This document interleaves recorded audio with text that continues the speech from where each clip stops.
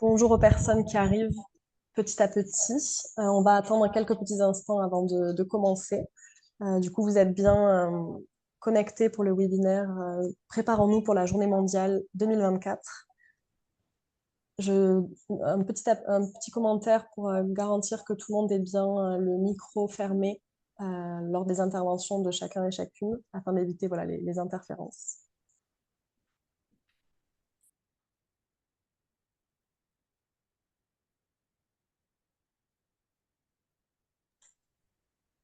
Et peut-être une petite question, est-ce que Seilou est parmi nous ou n'est pas encore arrivé?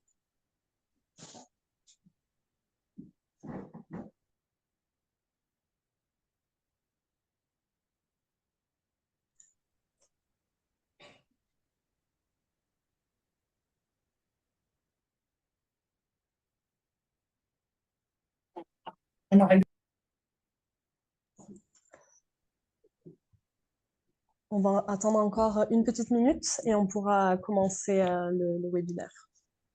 Si vous voulez vous introduire, vous présenter dans le chat pour que les collègues ici présentes puissent savoir qui est connecté, vous êtes les bienvenus.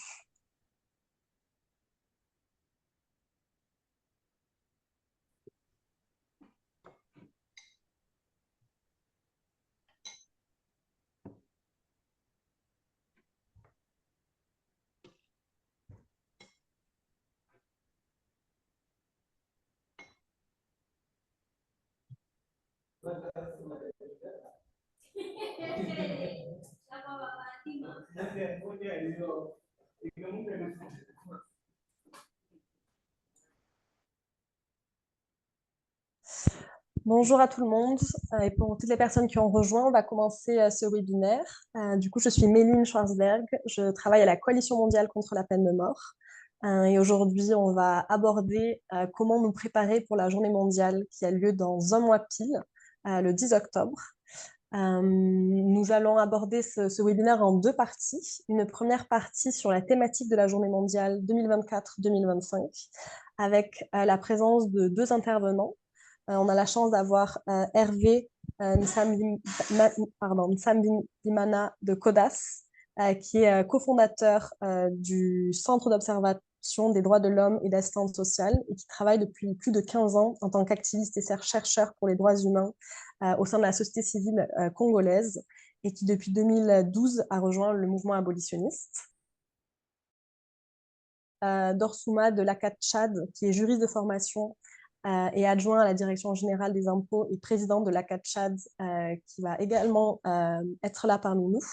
Donc ces deux panélistes vont un petit peu nous présenter comment est-ce que la thématique sécurité et peine de mort fait écho dans leurs contextes respectifs. Et dans un second temps, on aura l'intervention de Nestor Toko, qui est avocat au barreau du Cameroun, défenseur des droits humains, fondateur de l'association Droit et Paix, qui va un peu nous présenter les outils existants développés par la coalition mondiale afin de donner des billes et des idées aux personnes présentes sur le type d'actions qui peuvent être menées lors du 10 octobre. Et ensuite, on aura la chance d'avoir aussi Bronwyn Dudley, qui travaille à la coalition mondiale contre la peine de mort, qui organise et qui co-organise avec Amy Berquist, qui est ici en soutien technique, le groupe de travail Journée mondiale de la coalition mondiale, qui va un petit peu nous donner des conseils sur le type d'activités qui peuvent être menées sur la base du kit de mobilisation qui a été développé, basé sur l'expertise des membres et des événements qu'ils ont pu organiser lors des années précédentes. Donc, n'hésitez pas à vous introduire sur le chat, nous dire qui vous êtes, d'où vous venez. Et si vous avez des questions tout au long du webinaire, vous pouvez les poser dans le chat. On prendra du temps pour y répondre au milieu du webinaire, si possible, et sinon à la fin. Et si vous avez le moindre question également sur la journée mondiale, sur les activités ou sur les interventions des collègues, n'hésitez pas à les poser dans le chat. Du coup, pour commencer, on va vraiment s'interroger sur cette thématique qui est sécurité et peine de mort, afin d'essayer de mieux comprendre comment elle fait écho pour certains membres de la coalition mondiale, et comment est-ce qu'elle pourrait être abordée. Donc évidemment, on va aborder des contextes spécifiques et cette thématique pourrait être déclinée de diverses manières, mais on a choisi voilà, deux cas d'études qui nous semblaient vraiment pertinents pour illustrer ce sujet. Donc pour commencer, on va avoir Hervé. Hervé, j'aimerais bien, voilà, est-ce que vous pourriez nous expliquer un petit peu comment est-ce que la peine de mort, elle est utilisée à tort au nom de la sécurité en RDC et comment est-ce que cette thématique fait donc écho avec votre contexte? Oui, merci beaucoup, Méline, pour la parole. Et bonjour encore une fois à tous les participants à ce webinaire. Donc, comme l'a dit Méline, je m'appelle Hervé Sabimana. Donc, je suis coordonnateur d'ICODAS, une organisation qui est membre de la Coalition mondiale contre la peine de mort depuis 2012. Donc, directement pour entrer dans le vif de la question, pour la RDC, donc, nous avons été surpris cette année de voir que les choses ont rapidement évolué vers la reprise ou le retour de la peine de mort en RDC. Parce que, en fait, depuis plus de 20 ans, la RDC observait les moratoires qui, en fait, étaient là comme une protection contre le passage vers les exécutions des condamnés à mort. Et pour nous, les abolitionnistes, notre combat ou notre cheval de bataille était que la RDC puisse franchir ou évoluer vers l'abolition totale de la peine de mort en RDC. Mais bon, voilà, en 2022, donc on a commencé à avoir des signaux qui n'étaient pas bons pour nous, où pour la première fois, la RDC n'avait pas à voter contre la résolution des Nations Unies sur le moratoire universel. Mais aussi, par la suite, on a observé qu'il y avait des discours, il y avait des prises de position des membres du gouvernement, des proches du pouvoir, qui allaient dans le sens de ramener la peine de mort sur la table de discussion en RDC. Et du coup, voilà le 5 février 2024, donc à l'issue du Conseil de la Défense, où un communiqué avait été publié pour demander au président de la République à pouvoir lever les moratoires sur la peine de mort en RDC. Donc, après, juste les lendemains, donc, lors du Conseil des ministres, on a suivi que ce communiqué-là a aussi trouvé une place favorable pour les discussions au sein du Conseil des ministres et que du coup, le Conseil des ministres a adopté la levée du moratoire. Donc, c'est un peu ça, la manière dont les choses ont évolué en RDC. Et du coup, le 13 mars 2024, la ministre de la Justice et garde des Sceaux a écrit une note circulaire pour demander à toutes les juridictions désormais d'appliquer la peine de mort. Donc, pour nous, pourtant, la note circulaire, dans sa motivation, c'était de débarrasser l'armée des traîtres, mais aussi d'endiguer la recrudescence de l'insécurité ou du terrorisme urbain, donc dans les villes. Mais pour nous, nous avons constaté que la levée du moratoire est un peu plus large parce que donc, il suffisait d'être accusé de trahison ou de participation à un mouvement insurrectionnel pour être passible de la peine de mort. Donc, c'est ce qu'on a pu constater en RDC parce que, par exemple, depuis l'année passée, on a constaté qu'il y avait plus de 1000 personnes qui sont condamnées à mort et qui attendent d'être exécutées ou d'être pendues selon la loi congolaise. Et ça, pour nous, c'est vraiment un recul dans le cadre du chemin vers l'abolition de la peine de mort en République démocratique du Congo. Alors, toute cette situation nous pousse, nous particulièrement la population qui vit à l'est du pays, où d'ailleurs depuis le mois de mai 2021, il y avait encore une autre décision inédite de placer la partie est, notamment des provinces de l'Est, sous état de siège. Et cette décision consistait à changer les autorités civiles par les autorités militaires. Donc, les gouverneurs civils qui devaient céder la place à un gouverneur militaire, mais aussi les juridictions militaires se sont vues arroger beaucoup de pouvoirs pour essayer donc de mettre un système où beaucoup de personnes allaient être jugées par la cour militaire. Donc, c'est cette situation que nous avons connue en RDC qui, malheureusement, depuis plus de 3 ans, on a remarqué que la situation s'est empirée, où nous avons constaté qu'il y a une série de condamnations à mort comme jamais auparavant. Donc, au Nord Kivu et à Ituri, on a constaté beaucoup de procès où les personnes étaient condamnées à mort. On a constaté également des violations massives des libertés fondamentales par les autorités de l'État de siège. Il y avait aussi, il y a aussi une grande partie du territoire qui n'était pas sous occupation des groupes armés, qui actuellement elle est sous occupation des groupes armés. Par exemple, ici au Nord Kivu, la ville de Goma est complètement encerclée et que tous les autres territoires sont maintenant sous occupation des groupes armés. Donc, il y a maintenant une prolifération des armes aux mains de groupes armés qui maintenant combattent aux côtés des forces armées de la RDC. Pourtant, l'état de siège avait été instauré effectivement pour que tous les groupes armés adhèrent à un processus de désarmement. Mais par contre, actuellement, on observe des membres des groupes armés qui sont dotés, qui ont maintenant beaucoup d'armes et qui sont en train de semer la terreur dans la ville et même dans les villages autour de la ville de Goma actuellement.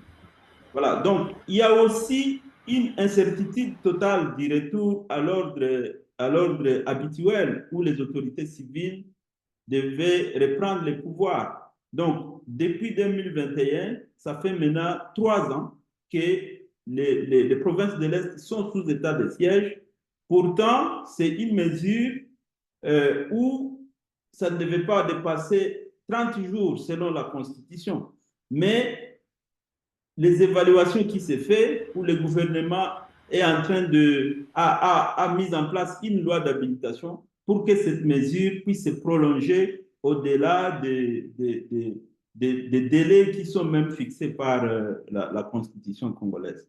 Donc, on assiste à une situation où, dans la ville, il y a maintenant des cas d'assassinat, il y a des cas de kidnapping, il y a des arrestations arbitraires pour toute personne qui afficherait ou qui prendrait position contraire contre une décision des autorités de l'état de siège. Cette personne automatiquement est accusée de participation à un mouvement insurrectionnel. Donc, c'est le cas de toutes les manifestations, des mouvements citoyens qui sont actuellement exposés à la peine de mort, tout simplement parce qu'il y a toutes les libertés qui ne sont pas garanties par les dispositions mises en place dans l'arsenal des dirigeants congolais pour le moment.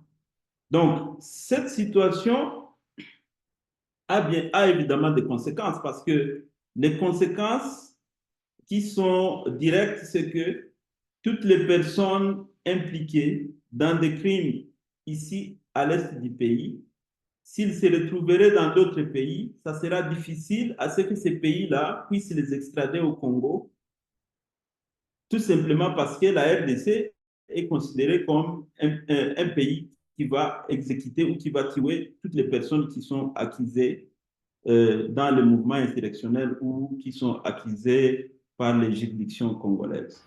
Donc ça, c'est une première conséquence. La deuxième conséquence, c'est que il y a maintenant des réticences de la part des partenaires de la RDC parce que la RDC, même le président lui-même l'a plusieurs fois souligné que la justice congolaise, elle est malade. Donc, il y a des partenaires qui accompagnent les réformes de la justice, mais depuis que la RDC a instauré la peine de mort, il y a des réticences de la part des partenaires à pouvoir accompagner le gouvernement congolais dans cette réforme de la justice. Donc, c'est autant de conséquences qui en découlent de cette décision de la reprise de la peine de mort en RDC que doit subir le peuple congolais, mais aussi les autorités congolaises, parce que ce sont eux qui ont pris cette décision, mais dont il y aura des conséquences graves par rapport à la décision qu'ils ont prise dans le cadre de la restauration de la peine de mort en RDC.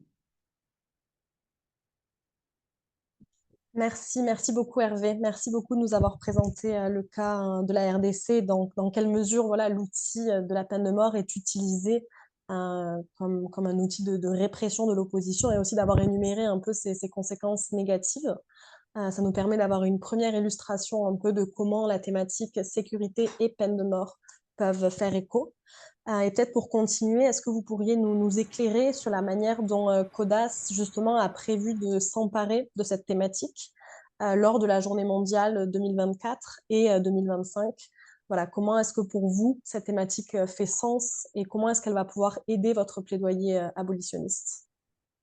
Oui, merci beaucoup. Donc, comme c'est une thématique qui s'étend sur 2 ans, donc CODAS a déjà mis en place de grandes lignes de ce que nous allons devoir faire au courant de cette année et l'année prochaine déjà. Donc, nous voyons que les débats, donc il faut ouvrir les débats et les échanges sur l'abolition de la peine de mort en RDC. Ça, c'est très important parce que l'opinion congolaise est parfois emportée dans les débats populistes des autorités. Donc, c'est pour nous une bonne occasion de pouvoir aussi mettre sur la table des discussions avec les activistes au niveau local, avec les magistrats, les avocats et même des religieux, cette question de la peine de mort et les conséquences que nous sommes en train de vivre depuis que cette mesure a été prise par les autorités en place. Donc, nous allons également renforcer les capacités des acteurs du mouvement abolitionniste dans les provinces. Donc, ça, c'est très important. Donc, essayer de renforcer les mouvements abolitionnistes dans les provinces où nous allons créer des réseaux, des mini-réseaux au niveau des provinces pour essayer d'échanger et de partager des informations. Cela pourra aussi nous aider à mettre à jour les données en rapport avec la peine de mort en République démocratique du Congo. Tout à l'heure, là, Nestor m'a posé la question de savoir il a entendu parler d'une série de condamnations. Oui, effectivement, avec nos réseaux des abolitionnistes, ça nous permettra de mettre à jour toutes les données possibles en rapport avec la peine de mort, sur le déroulement des procès, mais aussi les conditions de détention, mais également nous sommes en train de voir comment est-ce que le gouvernement est en train de s'y prendre dans cette mesure en rapport avec la reprise de la peine de mort. Donc, on va également mener les plaidoyers pour qu'il y ait l'abolition totale de la peine de mort en RDC. C'est un autre combat de tous les jours.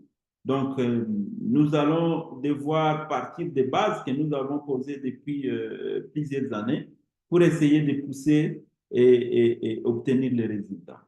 Donc, au niveau sous-régional, Donc, nous sommes également engagés dans les processus de plaidoyer pour le vote des instruments juridiques au niveau régional et international. Donc, ça, c'est aussi une des stratégies que nous avons mis en place au courant de ces 2 ans et que nous allons devoir suivre progressivement pour nous assurer que la question de l'abolition est toujours euh, sur la table de discussion en RDC.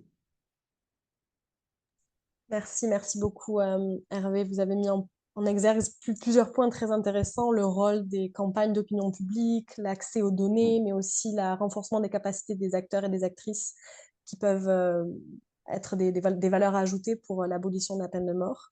Donc, c'est très intéressant. Merci beaucoup. Si jamais des personnes ont des questions, n'hésitez pas à les poser dans le chat. On aura un petit temps pour des questions pour Hervé et les autres panélistes tout à l'heure.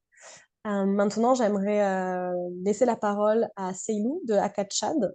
Donc, le deuxième cas d'étude, c'est voilà, le cas du Tchad qui est intéressant. Il nous a semblé intéressant d'en parler parce que malgré voilà, un contexte sécuritaire que Seilou va nous présenter, un contexte sécuritaire difficile, au nombre de défis, le Tchad a aboli la peine de mort dont, pour les actes de terrorisme en 2020.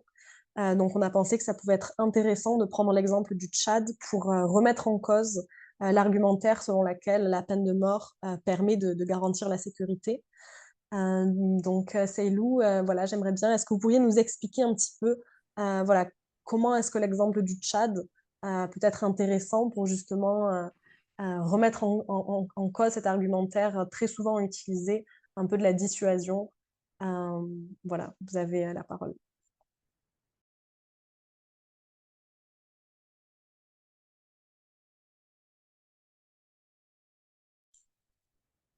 Je ne sais pas, Seilou, si vous avez... Peut-être que vous êtes en mute. Est-ce que vous nous entendez? Allô? Oui, on vous entend. C'est super. Voilà. Excusez-moi, je me suis connecté par le téléphone. Il y a des appels et je ne pouvais pas aussi les éteindre. Voilà. Je salue tout le monde. Merci de nous avoir confié ce thème pour nous parler un peu du parcours abolitionniste du Tchad. Et je salue tout le monde également. Et tout de suite, je vais passer à ma présentation. D'abord, je suis Seydou Dorsouan, président de l'Action des chrétiens pour l'abolition de la torture au Tchad. Je suis juriste de formation, comme ça a été précédemment annoncé. Alors, je disais, dans mon petit speech que j'avais introduit, c'est que la peine de mort n'est pas de notre tradition. Ça a été transposé dans notre législation en matière pénale en 1967 par ordonnance. Et donc, du coup, nous avons tout pris de ce qui concerne les sanctions pénales du Code pénal français à l'époque. Et ça a été appliqué par les différents régimes sous forme de cour martiale durant les événements que le Tchad a connus.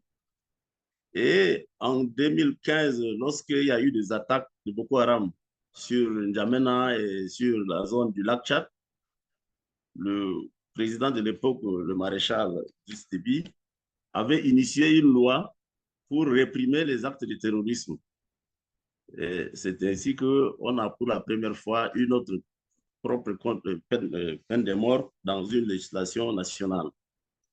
Et après, en 2017, lorsqu'il s'agissait de réformer le code pénal et le code de procédure pénale, et financé par l'Union européenne, donc la peine de mort importée de la France a été abolie en matière de droit commun, mais celle que nous avions instaurée par rapport aux actes de terrorisme a survécu.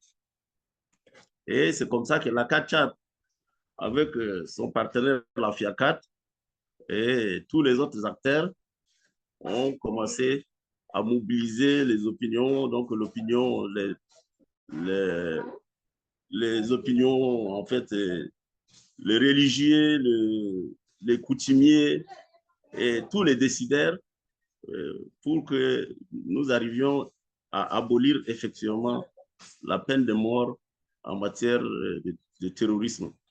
Et ça a été entendu parce que le premier président, il avait déjà une volonté, je disais le président défunt, maréchal Idriss Déby, il avait une volonté abolitionniste, mais c'est par rapport aux attaques de Boko Haram qu'ils sont obligés d'instaurer encore cette peine de mort.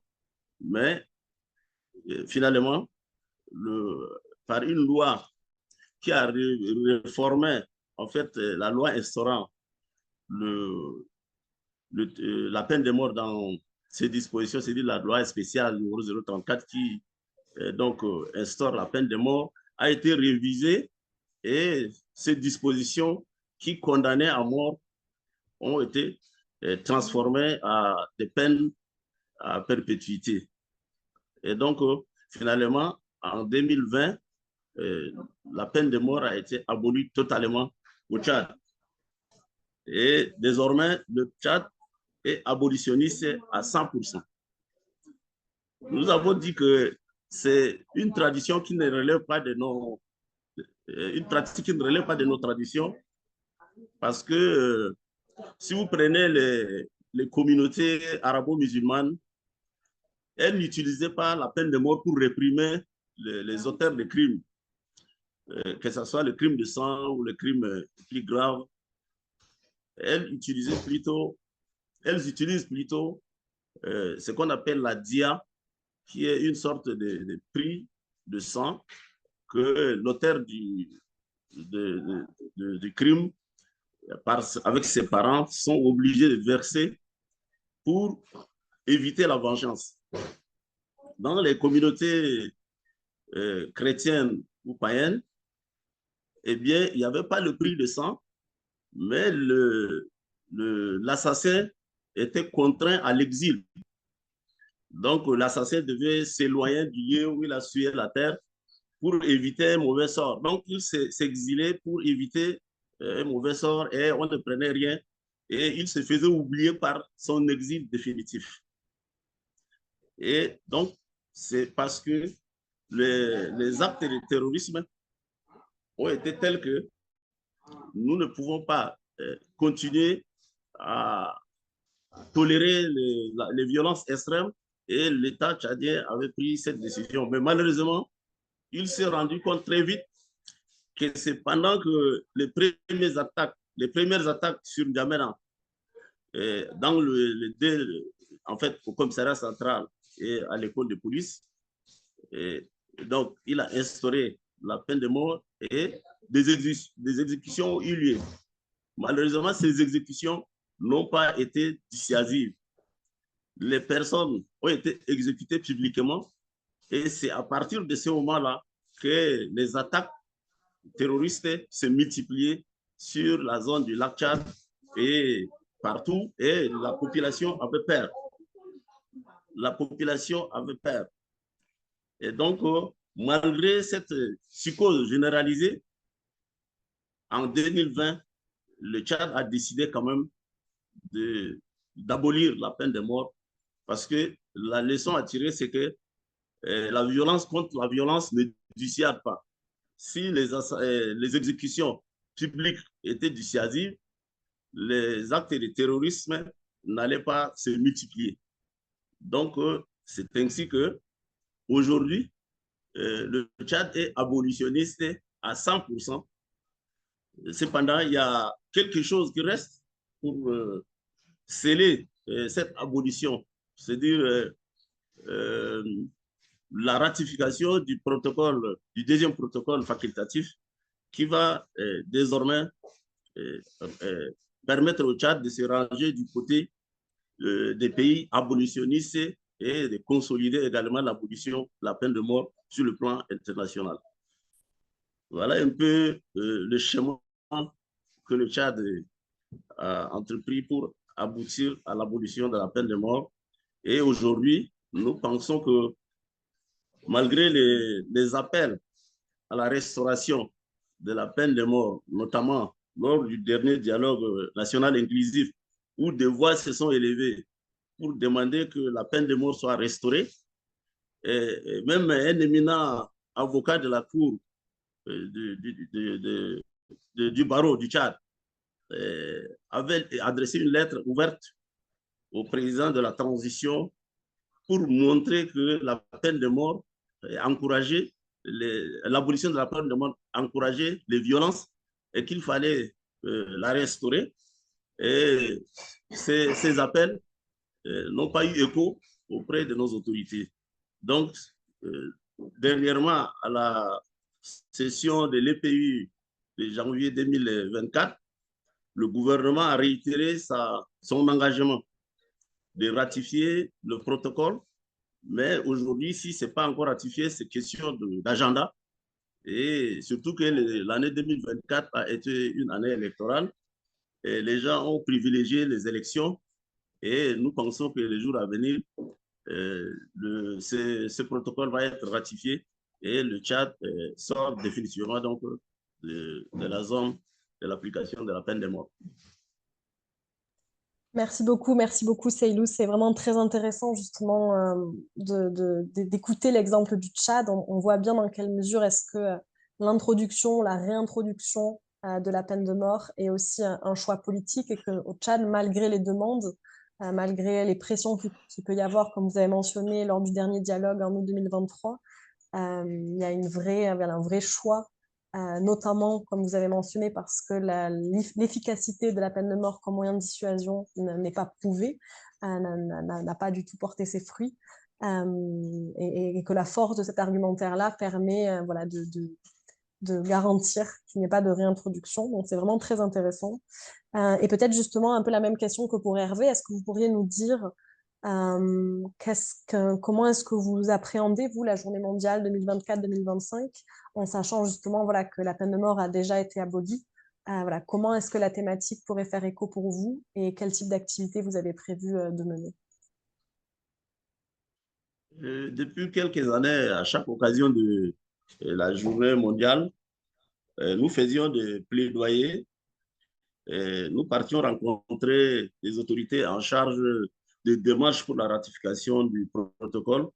Et nous envisageons cette année et l'année prochaine, organiser des tables rondes, en fait, une sorte de plaidoyer qui va regrouper les membres de la Commission nationale des droits de l'homme, les personnels du ministère en charge du droit de l'homme et également le cadre du ministère des Affaires étrangères qui s'occupe des affaires de traités et consorts. Donc, c'est ce que nous envisageons faire dans un hôtel de la place, 2 heures environ, pour essayer de les sensibiliser parce que cette même sensibilisation, elle est récurrente, elle se perpétue, mais c'est juste un rappel et pour commémorer cette journée, notre plaidoyer, c'est d'adopter, de ratifier en quelque sorte, de ratifier le deuxième protocole facultatif. Et donc, notre plaidoyer va se focaliser essentiellement sur la ratification du deuxième protocole facultatif relatif aux droits civils et politiques. Et cela va consolider donc notre démarche en matière d'abolition de la peine de mort. Très bien, merci beaucoup Seilou. Je pense que ça peut donner voilà, des idées aux partenaires qui sont présents dans ce webinaire. Donc merci beaucoup Hervé et Seilou d'avoir un peu voilà, donné des informations sur comment est-ce que la thématique sécurité et peine de mort fait écho dans vos contextes respectifs. Pour les personnes présentes qui voilà, comme participantes, on va maintenant passer à la seconde section de ce webinaire qui est la présentation des outils. Mais peut-être avant, n'hésitez pas voilà, à poser vos questions dans le chat. On prendra le temps d'y répondre à la fin. On aura voilà, un temps de discussion disponible. Donc, si vous avez des questions concernant les interventions de Hervé et Seilou, n'hésitez pas à les poser dans le chat. Et on partagera aussi évidemment la présentation qui résume un petit peu les points clés. Maintenant, on va avoir la chance d'avoir Nestor et Bronwyn pour cette seconde partie. Donc, comme vous savez, la Coalition mondiale contre la peine de mort est un réseau de plus de 160 organisations présentes un petit peu partout dans le monde qui luttent pour l'abolition de la peine de mort. Et parmi ces actions principales, la Coalition mondiale mène tous les 10 octobre la journée mondiale contre la peine de mort. C'est un grand moment pour le mouvement abolitionniste de mobilisation et de plaidoyer pour appeler à l'abolition de la peine de mort en fonction des contextes. Voilà, les activités menées sont différentes. Et l'idée de ce webinaire, c'était à la fois que les personnes, les organisations puissent connaître un petit peu plus la thématique et comment elle fait écho pour dans des contextes différents, mais aussi de présenter les outils qui existent et qui sont à votre disposition afin de réfléchir à ce que vous pourriez faire dans vos contextes, mais aussi peut-être creuser un petit peu plus sur la thématique ou autre. Je pense que les liens ne sont pas directement accessibles quand vous cliquez, mais en tout cas, le PowerPoint sera partagé à la fin. Voilà, il n'y a pas de problème pour ça. Je vais maintenant laisser du coup la parole à Nestor Toko, qui fait partie du groupe de travail Journée mondiale de la Coalition mondiale, afin qu'il puisse un petit peu nous présenter les outils qui sont disponibles, à quoi ils servent et où est-ce qu'on peut les trouver. Alors, bonjour à tout le monde.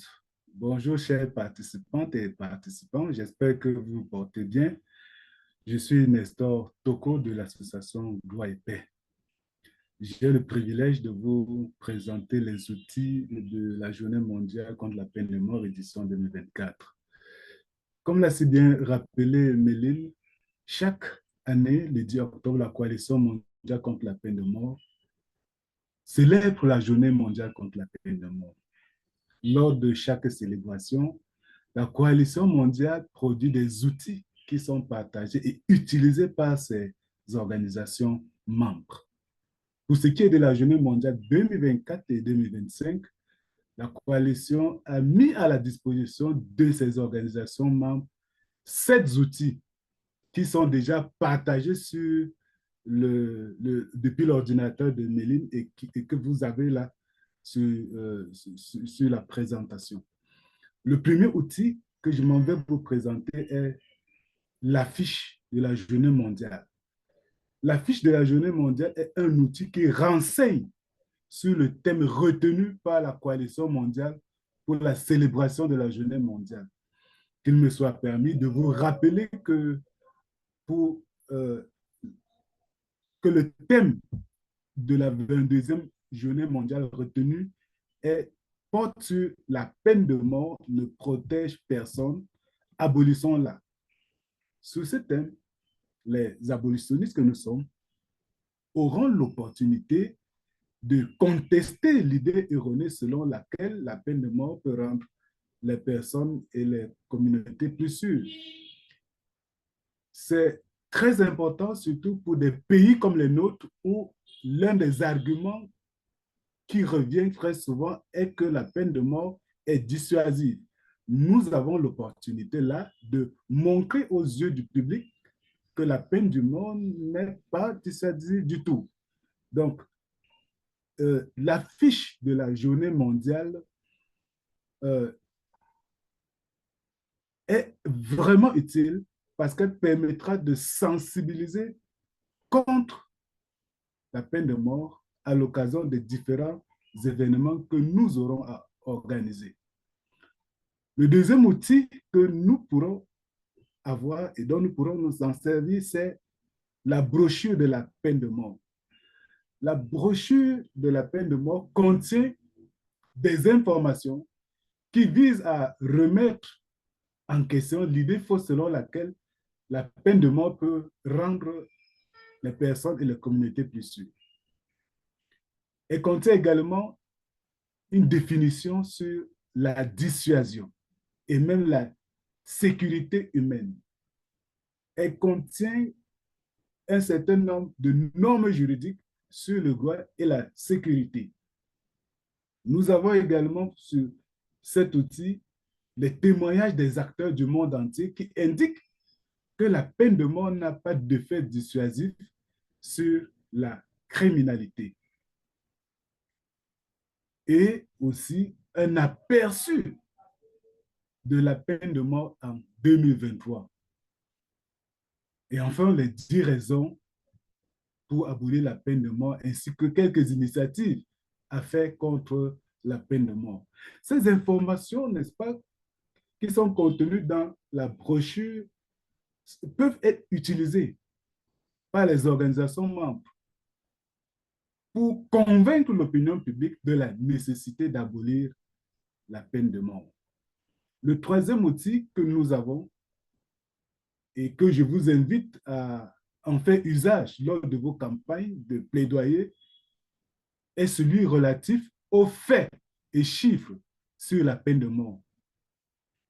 Il contient, cet outil, des informations actualisées sur l'application de la peine de mort dans le monde.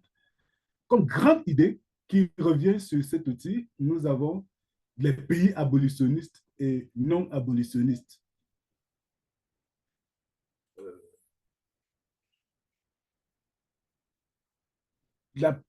Sous le thème de pays abolitionnistes, on va se rendre compte qu'il y a environ 112 pays qui ont aboli la peine de mort pour tous les crimes.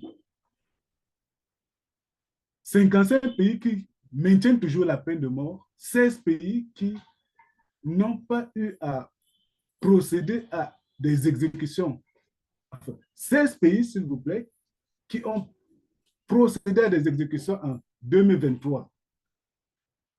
De même, en 2023, les 5 pays connus pour avoir procédé au plus grand nombre des exécutions sont, dans l'ordre décroissant, la Chine, l'Iran, l'Arabie saoudite, la Somalie et les États-Unis.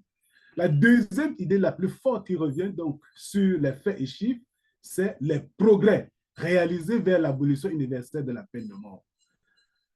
La troisième idée forte, ce sont des informations concernant les condamnations à mort et les exécutions. La quatrième idée forte, ce sont les méthodes d'exécution couramment utilisées de par le monde. On va y recenser la décapitation, la pendaison, l'injection létale, la fusillade. Et la cinquième idée forte, c'est l'ensemble des normes juridiques en faveur de la peine de mort. Le quatrième outil à notre disposition est celui ayant trait à l'insécurité révélée, voie contre la peine de mort.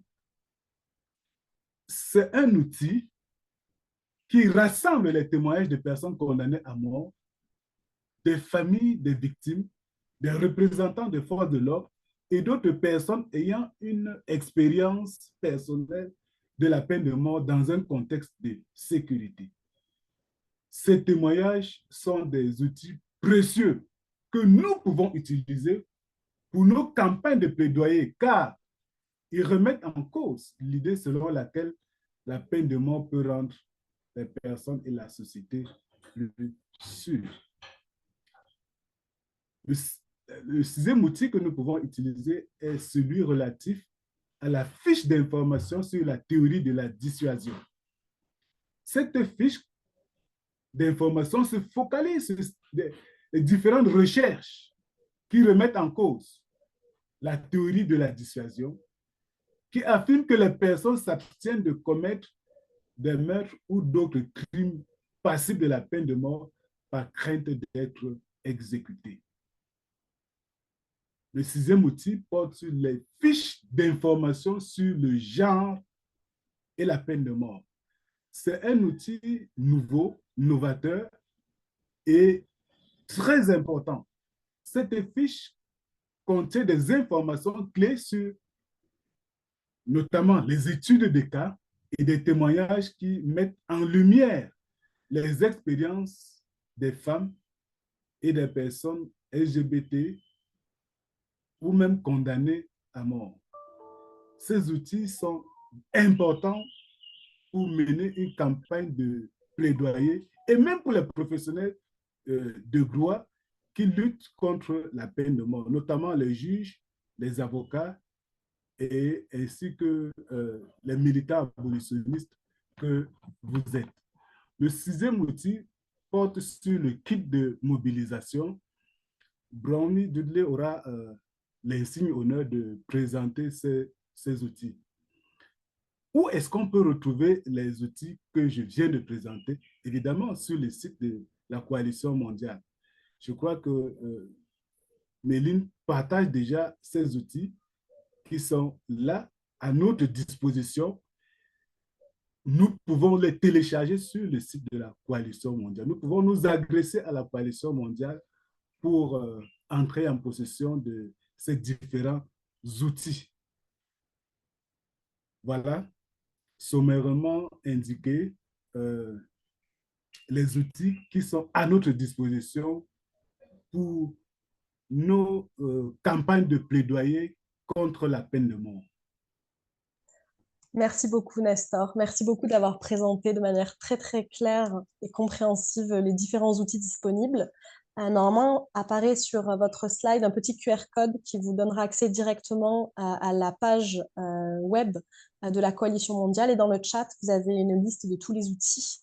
Avant de laisser la parole à Bronwyn, je voulais aussi préciser que si certains et certaines d'entre vous ont déjà prévu d'organiser des événements lors du 10 octobre, vous pouvez nous écrire à l'adresse email qui apparaît sur l'écran que je vais remettre dans le chat.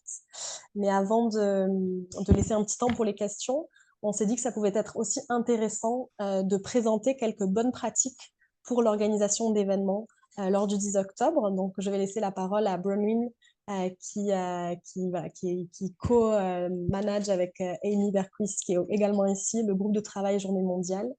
Donc, à ton tour, Bronwyn. Merci beaucoup, Méline.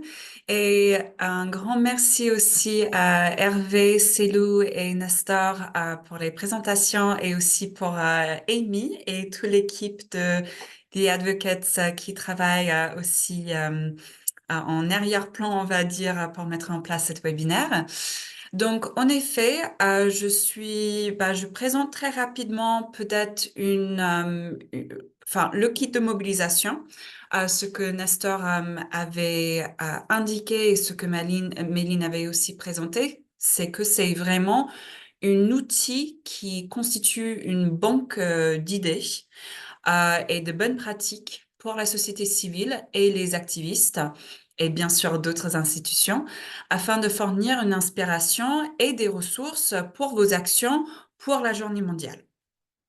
Donc, comme tous les outils, comme Nestor avait présenté, le kit a été créé par le groupe de travail de la journée mondiale de la Coalition mondiale contre la peine de mort. Le kit est disponible en français et en anglais, sachant qu'il y a également des versions précédentes des autres années qui sont également disponibles en chinois et aussi en arabe. On travaille tous les ans de essayer de mettre à jour un maximum les différentes langues qu'on peut avoir ces outils et que cette année, c'est qu'en français et en anglais, mais espérons que l'année prochaine, on va avoir peut-être d'autres langues disponibles dans ce kit de mobilisation. Donc, je pense qu'on peut passer peut-être à la prochaine slide. Parfait. Donc, en effet, le kit que j'ai entre mes mains ici, si vous l'imprimez chez vous, c'est divisé en 3 parties, grosso modo. Vous avez d'abord la première partie. Donc, qu'est-ce que vous pouvez faire pour le 10 octobre? Donc, ça, c'est cette banque d'idées, ces bonnes pratiques, des idées que nous pouvons, par exemple, présenter, suggérer à tout le monde qui aimerait bien de prendre action pour la journée mondiale, mais qui ne savent pas exactement qu'est-ce que vous souhaitez faire. Donc, c'est des idées qui sont tirées des actions précédentes des organisations membres pour vous inspirer et pour vous guider dans la prise de décision. Il reste encore 1 mois de mettre en place des actions. Donc, si vous êtes en panne d'idées, c'est vraiment l'endroit où vous pouvez consulter. Donc, on avait listé 9 idées au total pour vos actions. Et en fait, les idées que nous proposons, on essaie de faire une gamme de différentes suggestions en fonction de votre organisation, le temps que vous pouvez avoir pour consacrer à l'organisation, les logistiques pour mettre en place une action, parce qu'on comprend aussi que décider de prendre action pour la journée mondiale, il s'agit un peu d'organisation. Donc, vous pouvez, comme aujourd'hui, organiser une activité en ligne, comme par exemple une webinaire, ou plus traditionnellement, vous pouvez organiser un rassemblement, par exemple, en personne. Vous pouvez également, si vous n'avez pas vraiment la capacité de faire une grande événement ou de organiser, par exemple, une certaine activité, vous pouvez aussi faire un don à une organisation qui travaille contre la peine de mort dans le monde. Vous pouvez consulter la liste des organisations membres de la coalition mondiale qui travaillent contre la peine de mort et vous pouvez faire un don directement avec eux. Ou par exemple, si vous avez vraiment pas le temps ni les moyens de faire ça, vous pouvez également reposter et faire partie de toute activité sur les réseaux sociaux, aussi en ligne, pour reposter des différentes commentaires, des différentes images, les différentes vidéos qui sont produites pendant la journée même. J'ai le plaisir de suivre tous les ans la journée mondiale en ligne et c'est une véritable nid d'activité, on va dire. Il y a énormément de messages et de images qui sont postés, donc c'est vraiment un endroit où on peut regarder sur Facebook, Instagram, Twitter. Donc, ça, c'est l'une des parties principales du kit, donc une suggestion des idées. Si vous passez au prochain slide, il y a des conseils également dans le kit pour un événement réussite. Donc, on vous propose des idées, des suggestions, mais on vous propose également des conseils. Donc, c'est des feuilles ou des fiches de travail pratique qui fournissent des conseils étape par étape sur la façon de mettre en place certaines actions ou certaines activités que nous proposons. Donc, par exemple, si on vous conseille de,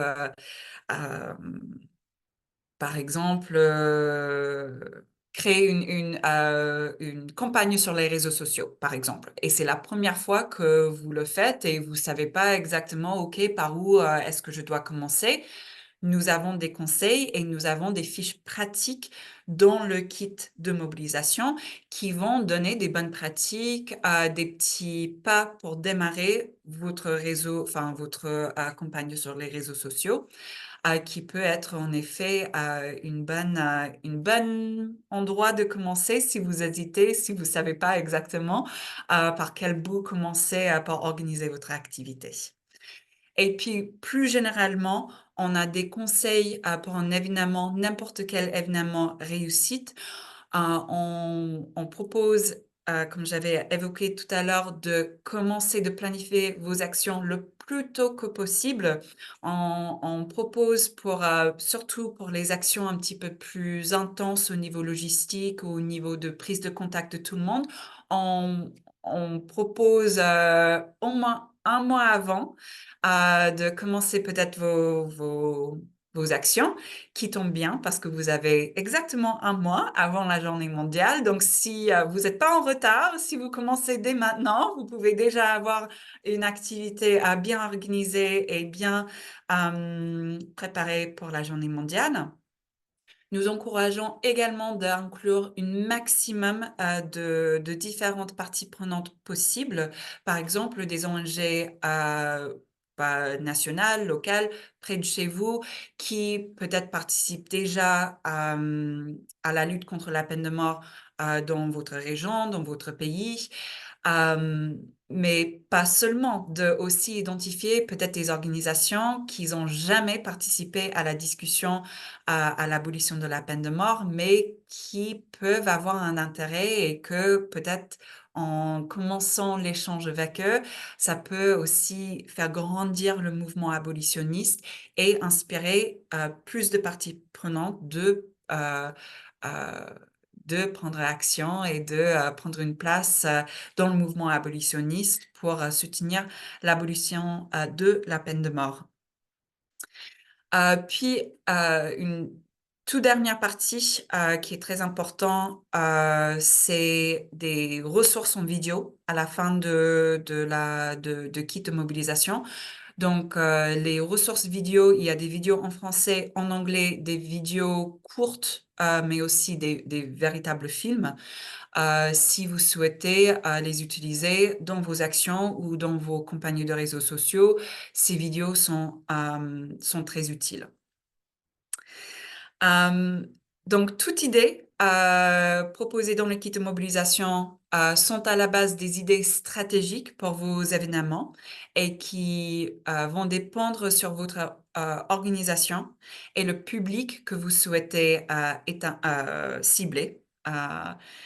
Mais j'aimerais bien quand même souligner un exemple d'un événement créatif qui peut être efficace pour une variété de différents types de publics, le grand public et au-delà. C'est un exemple qui se trouve sur la page 7 du kit de mobilisation et c'est une activité interactive qu'on avait trouvé très intéressant et peut-être qui sort un petit peu de la norme, on va dire. Par exemple, donc vous pouvez mettre en place une espèce de jeu d'évasion, un escape game, qui était organisé et mis en place par Radpan en Malaisie en 2022 et aussi l'année dernière en 2023. Et c'est une activité qui est très, comme j'avais évoqué tout à l'heure, très interactive et qui encourage les gens qui participent de se mettre dans une situation d'une personne qui risque la peine de mort, qui risque de recevoir une peine capitale. Et c'est une expérience très, très, je crois, personnelle pour les personnes qui participent, puisque ça rend toute la situation de recevoir la peine capitale, de être bloqué dans le système pénal, par exemple, ça le rend un petit peu plus concret. Tout d'un coup, on peut se mettre à la position de quelqu'un qui se trouve devant une juge, qui se trouve devant une jury, qui risque de recevoir une peine de mort. Tout d'un coup, ça devient plus une activité de sensibilisation et une activité où les gens qui se trouvent dedans en train de se rendre compte ah oui, le système judiciaire, c'est peut-être pas aussi simple, c'est peut-être pas aussi noir et blanc de ce que j'avais imaginé avant, mais il y a beaucoup de nuances et beaucoup de chances dans le système judiciaire qui soulignent très bien, je trouve, l'importance de l'abolition, puisque la vie et la mort ne doivent pas être un jeu de hasard et un jeu de chance, mais qui doit être prise avec une gravité. Et c'est là où on avait envie de vraiment souligner cet exemple d'événement. Si vous cherchez une idée qui sort un petit peu de la norme, on avait trouvé que cette jeu propose la possibilité pour les gens d'interagir avec le sujet directement. Voilà. Donc, pardon, je pense que j'avais dépassé un petit peu les 10 minutes qu'on m'a accordées, mais une fois que j'avais commencé de parler, c'est vrai que je me suis trouvée un peu dans le vif du sujet. Donc, je peux répondre à toute question sur le kit de mobilisation si on a. Merci beaucoup. Merci beaucoup, Bronwyn. Merci beaucoup d'avoir pu présenter en détail. C'était super intéressant. Voilà, les bonnes pratiques, mais aussi des exemples d'événements innovants. Et c'est vrai que cet exemple d'escape game est vraiment très... voilà, on a tous été très impressionnés par ce type d'événement innovant et utile. Voilà, donc je sais que nous arrivons à la fin de ce webinaire. Je vois une question dans le chat. Et si vous avez d'autres questions, on peut en prendre une ou deux. Donc, la question est, est-ce qu'on peut utiliser l'image de la fiche et si tel est le cas, selon quelles modalités, dans quelles éventuelles limites? Du coup, la fiche est accessible en effet sur le site web de la Coalition mondiale. Si vous avez des demandes spécifiques de modification de la fiche, vous pouvez nous les adresser par email. Et aussi, sachez que si vous voulez une version HD de l'image, afin de procéder à des impressions, vous pouvez aussi nous contacter par email afin que nous vous envoyions les versions HD qu'on ne peut pas mettre sur le site web. Voilà. Voilà, je ne sais pas si jamais il y a d'autres questions, on peut peut-être en prendre une ou deux. En tout cas, si vous avez d'autres questions, vous pouvez aussi nous écrire à contact@worldcoalition.org, je l'ai mis dans le chat, et on pourra les faire suivre aux intervenants et intervenantes d'aujourd'hui. Si jamais, on partagera aussi le PowerPoint à la fin, d'ici quelques jours.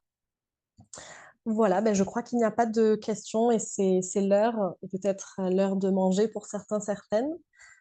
Pour le kit visuel réseaux sociaux, il est effectivement en cours de développement. Je vois la question de Elsa. Vous pouvez nous envoyer un petit mail à contact@worldcoalition, comme ça on garde en tête la demande et on vous le transmet dès qu'il est disponible. Sachez tous et toutes qu'à partir du 1er octobre, on lance pendant 10 jours une campagne sur les réseaux sociaux que vous pouvez rejoindre avec le hashtag #NoDeathPenalty ou une traduction du hashtag, car on n'est pas obligé d'utiliser l'anglais. Mais voilà, n'hésitez pas à nous contacter avec cette demande et on pourra vous partager les informations. En tout cas, merci beaucoup Seilou, Hervé, Nestor et Bronwyn. C'était très intéressant de vous écouter. Et le webinaire du coup a été enregistré pour pouvoir aussi être partagé avec les organisations, les personnes qui n'ont pas pu être présentes aujourd'hui. Et un grand merci à Annie Berquist de The Advocates qui nous a fait toute la logistique et qui s'est levée très tôt